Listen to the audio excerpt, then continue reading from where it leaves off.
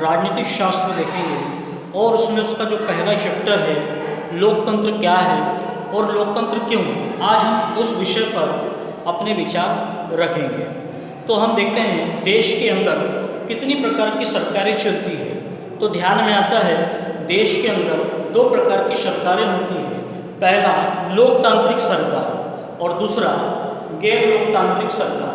अब सवाल ये उठता है कि लोकतांत्रिक सरकार किसे कहते हैं, तो उसकी एक परिभाषा हम सरल शब्दों में, सरल वाक्यों में देख सकते हैं। जैसे लोकतंत्र का ऐसा स्वरूप जिसमें शासकों का चुनाव आम जनता के द्वारा किया जाता है। अब ये कैसे होता है, तो हमको ध्यान में आता है कि हमारे देश के अंदर हर 5 साल के अंतराल में चुनाव होते हैं और उस 5 साल के अंतराल में जो चुनाव होते हैं उसमें आम जनता अपने वोट के माध्यम से अपने प्रतिनिधि को चुनती है, जिसको हम प्रजातंत्र या लोकतांत्रिक सरकार कहते हैं। इसी तरह जब हम इसके विपरीत जाएंगे तो हमने उसका दूसरा भाग देखा था गैर लोकतांत्रिक सरकार। ये क्या होती है, कैसे होती है, तो इसमें इसकी जो परिभाषा है वो बिल्कुल लोकतंत्र के विपरीत चलती है। जैसे इसमें शासकों का चुनाव जनता के द्वारा नहीं किया जाता है, अर्थात तो फिर ये कैसी सरकार होगी, तो ध्यान में आता है यह जो प्राचीन समय में जब राजतंत्र चलता था, अर्थात राजाओं की शासन व्यवस्था चलती थी। अब राजाओं की शासन व्यवस्था किस तरह से चलती थी, तो राजाओं की जो शासन व्यवस्था थी उसमें जनता वोट नहीं डालती थी, वह व्यवस्था आनुवांशिक तरीके से होती थी, यानी राजा का जो पुत्र होगा वो आने वाले समय में वहाँ का प्रशासक बनेगा।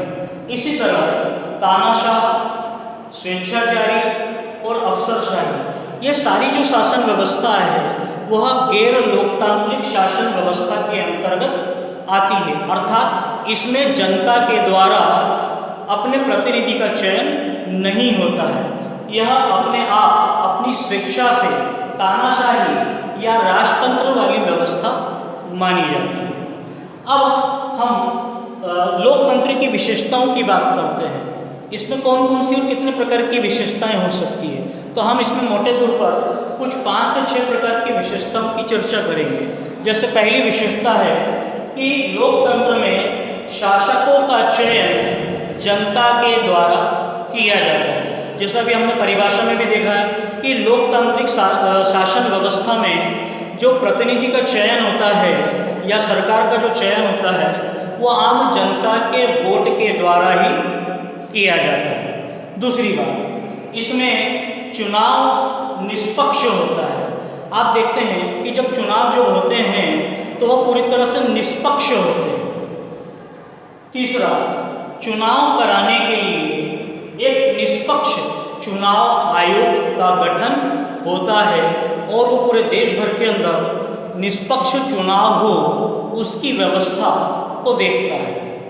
फिर चौथा बिंदु है लोगों के अधिकारों की जो रक्षा होती है वो संविधान के द्वारा की जाती है। फिर पांचवा बिंदु है लोकतांत्रिक सरकार में स्वतंत्र न्यायपालिका होती है।